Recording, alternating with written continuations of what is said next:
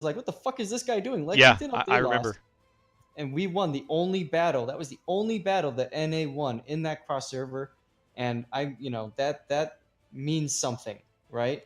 And when we look at what's going on here, we're seeing the same kind of thing. We're seeing two different schools of thought, like you said. The difference is it's just not as effective as O7 was hoping. Yeah, well, so far, I mean, What? we've got another game to play. Go ahead, Sneaky.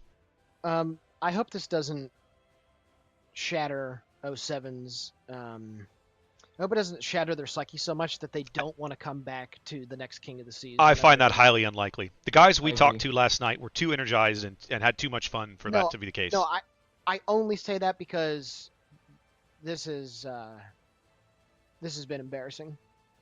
I to disagree. say the least. I disagree. And we said it earlier, right? These guys, look, you put in time playing the opponents that you can, all right? And if you're the best, let's say for a minute, let's just make an assumption based on the fact that they won the bracket, that 07 is the best team on the NA server.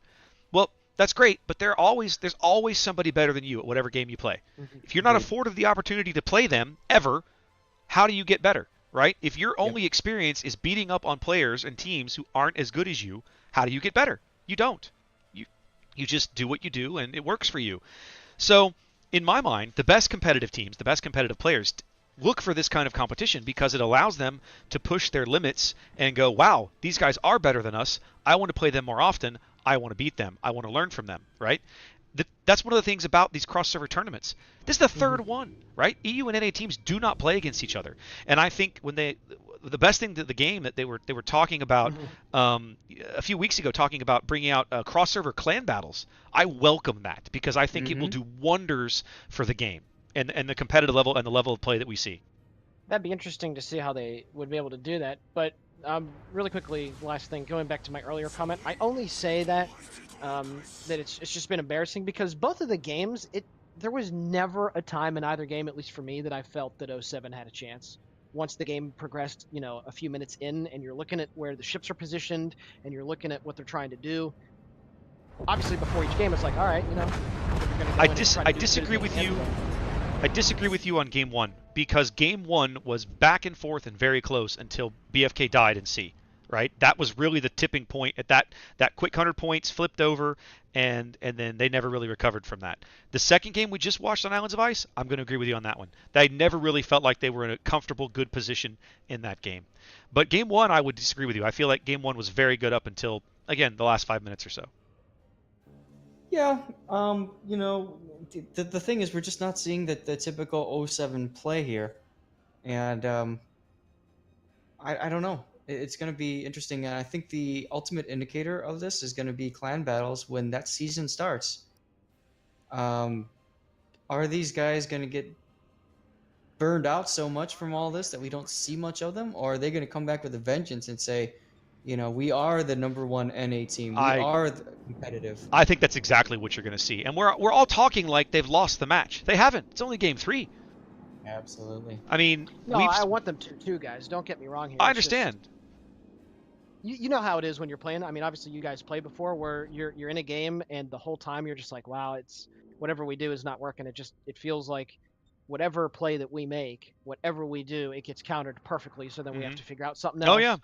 And then they do it again, and then you're always sitting there. Every move that you make, it just feels like it's not going to benefit you as much as you hope that it would. Look at this. Enumati's, both of his torp bombers anticipated completely by the fighters. Yep. And they're both taking out. That's very nice.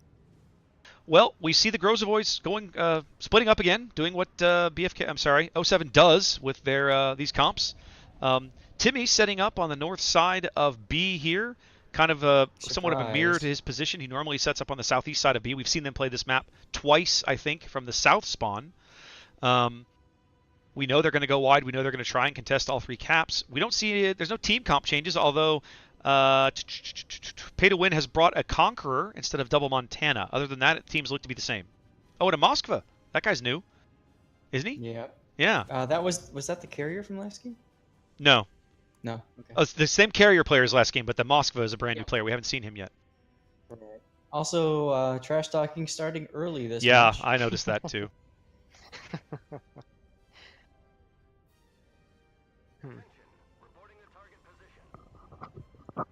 That Des Moines is in a very tier 8 position. At least that's where the radar cruisers, specifically Chapayev, would like to get tucked in for Wargaming Pay to Win's perspective in Gulf 6 in that little part of the island that goes in. Looks like we had a preemptive radar at B. Ashwell spotted being turned around. Yep, absolutely. Jones sitting in a nice, tidy position there just in front of Timmy's bow. Looks like he's going to cap B virtually uncontested. Ashwell flipping around. You know, if this Des Moines can be spotted, Ruslan's got a great shot on him. Well, they know that one of the destroyers now in A, of course. Jones being detected now. Radar possibly. Must be Moskva radar. Or no, there's a Des Moines down there. Mastery's AP Jones taking no real damage there. A little decent hit through the stern early on, but does deny the cap. I don't think they're going to be able to deny both caps, though. Who's in C? I can't... this is why I get irritated when they don't show me the map. But somebody, obviously, PT07 picking up C, or working on picking up C, as PTW works on A. For free. Yep, Pullacat's going to get C for free, it looks like, which means that that's Potato over north of A. They managed to drive the gearing out of A and reset all those cap points. 07 with the first cap of this game. I don't think we've had that before in the previous 2 games of the match. Here come some shells. Nothing's going to happen.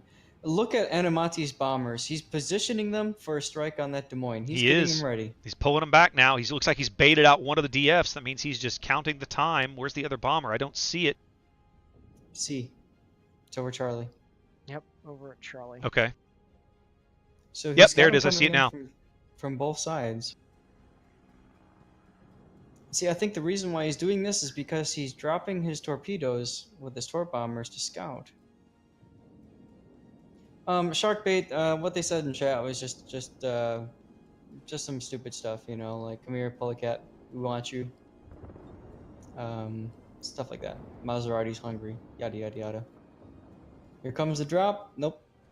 Denied. That was lots of ships right there. 3 idea. Different ships. A bubbles. He's got to fight through. I don't get why. They're also keeping it. They're also keeping a fighter positioned over that Des Moines as well. They've seen the power of those AP bombs. They're at least having to respect it. As Jones gets back into the northern end of B cap, we see now 07 working out to about a 50-point lead here with 6 minutes gone in the match. No caps taken by P2W. See, if I'm Animati, Nope, go ahead, Zeth. If I'm Animati, I'm sending my bombers to that Hindenburg and H9 or whatever, because there's just too much anti-air clumped up for my bombers to get through. So why keep pushing there? It's nice to see that, at least not at least, definitely. It's nice to see at the start of this game that 07 is able to use their destroyers a bit better. Obviously, they have 1 cap C fully under their control, and the other 2 are being contested. So, like SeaRaptor said, they are the only ones that are acquiring points at the moment. Yeah, I mean, if you the thing we talk about caps is never worth giving your ship up for a cap, and that's true. But the reality is that if you let the enemy control a cap too long, especially if you let them go up 2 caps too long, those points add up fast. And suddenly you find yourself 200 points down and having to make up a big hole. I didn't mean to top over you there, but look at those torp bombers coming into B. I see them. It's not going to be in time. MF's going to bag B. Timmy takes another decent-sized hit across his bow there as one of the gearings gets back into A for P2W. But Jones does bag B as 07 going up 2 caps early here. About 7 minutes gone. Des Moines might eat a torpedo here. Nope. Jones now smoking Timmy as he evacuates B.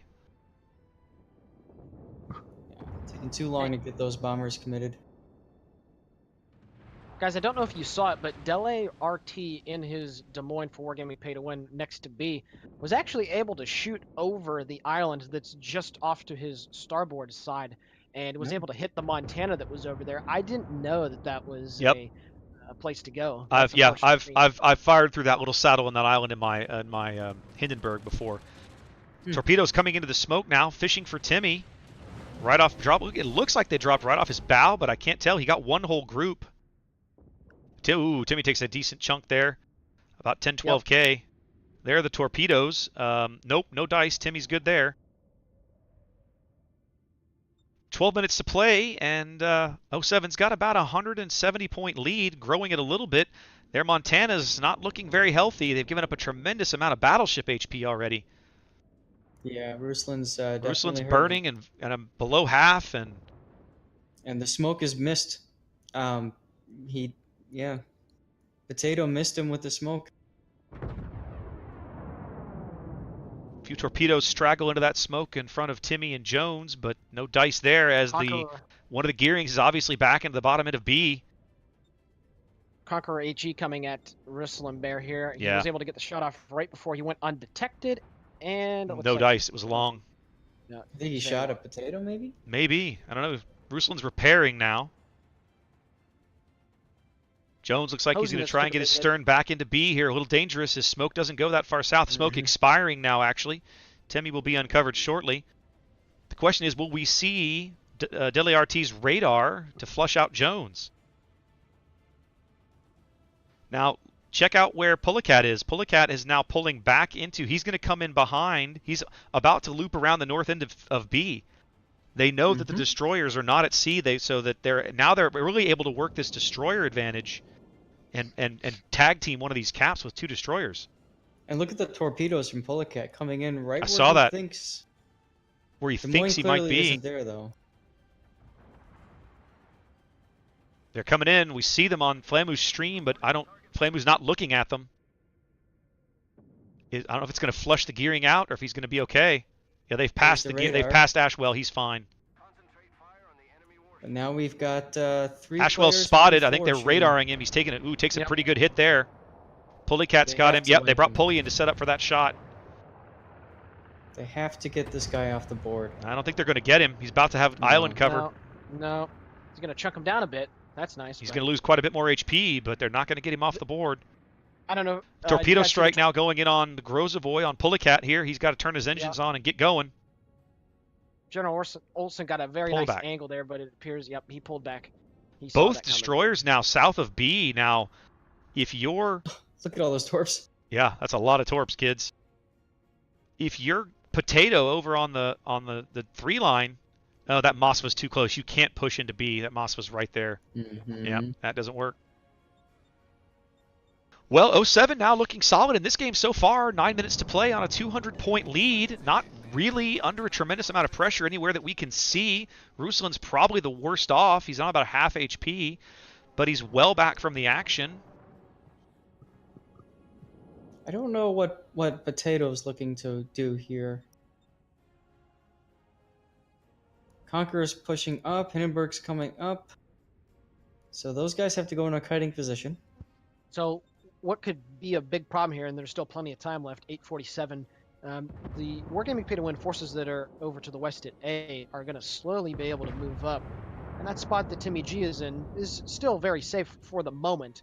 But in a couple minutes, if they're able to push enough through A and then get really far to the north along, maybe get all the way up to the sea line, then they're going to be able to get an angle to work into there. Yep, well, Ashwell now back into B, starting to try and flip it. Timmy and Jones both kind of bowing that direction, trying to get their part of their ship back into the cap circle to hold the points steady. Both teams ticking up a single cap now, as the gap will stay at about 230 points with 8 minutes to play. The radar should be available pretty soon. No, I think he burned it last time to flush him out of the cap. Yeah. Probably down for another 60 to 90 seconds at least.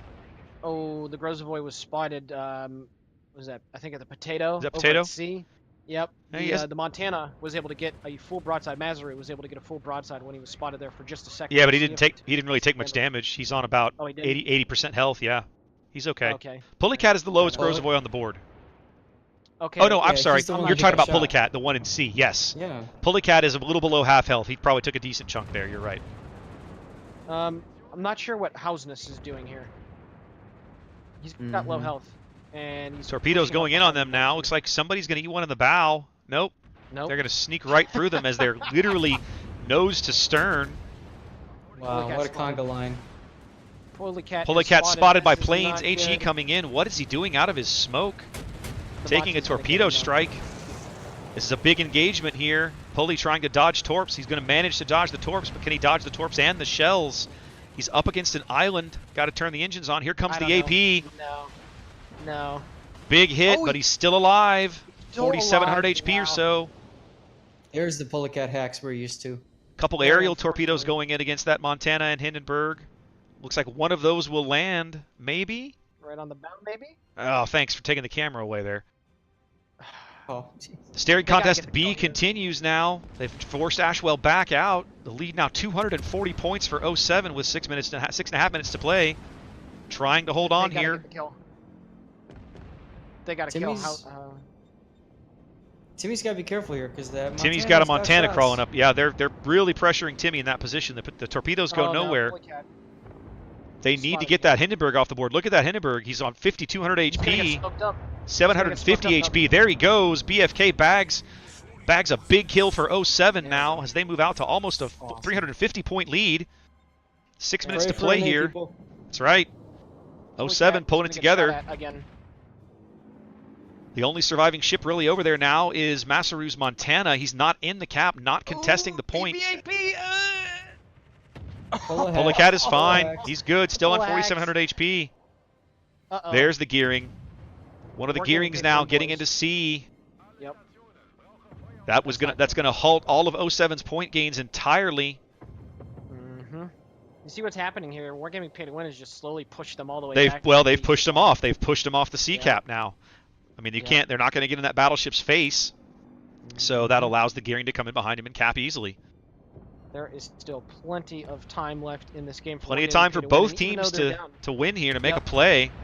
Timmy's getting pushed hard from a couple of different directions now as the Moskva crawls up his stern. A Montana's in front of him. Jones seems to be spotted. Uh-oh, Timmy G's is getting shot at by Conk AP. I don't know if his butt is sticking out too far. Timmy's Nope. good. Nope. Shells fall He's short. good. The Conk But- is on 8K, though. But Pay to Win is about to own all three caps. The Conqueror is the lowest thing on the board. But I don't think anybody's got shots on him right now. No, his positioning is Kamikaze fantastic. Sushi's Conqueror is quite low, but he's unspotted. Nobody can see him anymore as Timmy looks like he's finally going to get flushed out from behind this island. There comes the AP. Oh, no. Timmy's out. Timmy. Big hit. P2W looks like they are going to push 07 right off the map again here. A well-timed push all across the board, all regions, all caps, as they own everything and are closing a 200-point gap with 4 minutes to play. You know, Now this is- Masaru's looking pretty rough over there now. Well, this is the problem. Even if they get the kill, or I should say, when they get the kill, they got to get back on a cap. Oh, or they get something. pulley and smoke. That Oh, narrows the gap man. even further. Only 30 points now. Masaru will not eat those torps. Oh boy. You know, we're seeing what 07 does in clan battles. Yep. Completely driving off all the caps. Well, but so now they've been pushed off all of the caps, but they still have the ability to push back in a couple of places. Let's see if they take the advantage. P2W is about to tie the game with 3.5 minutes left to play. A couple of their ships low, a couple of big kills here will give 07 some breathing room, but they still have to get on caps.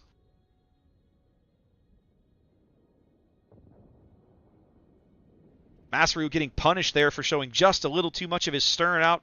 BFK putting AP into his broadside. Very nice. There goes Masaru. Yep. The lead flips back to 07, but it will disappear shortly as 07 has no caps to their name. And Conqueror got a new ship. Conqueror got a new ship. I saw that happen. He's up to about half health or so. Gearing is in C. They know he's there. He was last spotted down there. They got to try and get eyes on him again. There's the smoke. We see him still in the cap.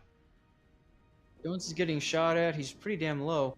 What we need right now is we need those AP bombers coming in on the Moskva. That's what we need. Well, they're spotted now by one of the gearings. Is the one as he turns. He's pulling back from B. Problem is I'm not sure. I mean, if you're 07, you need to push something, but where do you push? Everywhere. I suppose 2.5 minutes left to play, and 07 Where the stuck hack at is. 758 points. I see that. Yeah. That's the big middle finger right there. Yep, pretty Yeah. much. MF Jones coming into a torpedo assault here. Probably burned all his DFs at this point. Able to dodge those. Yep, able to thread the needle. More shells coming in, though. They fall astern.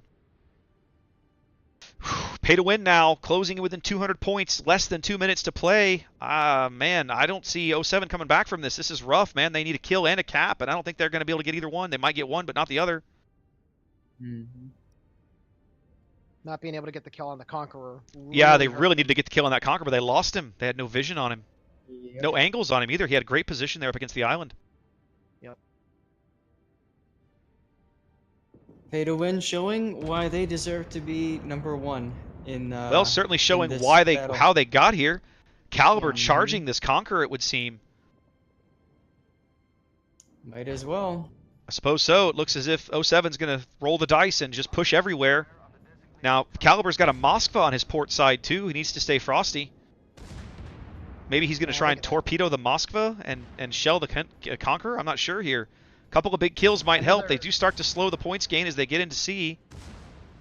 Another bit of no respect in chat by the Moskva for gaming pay to win. Yeah. No respect.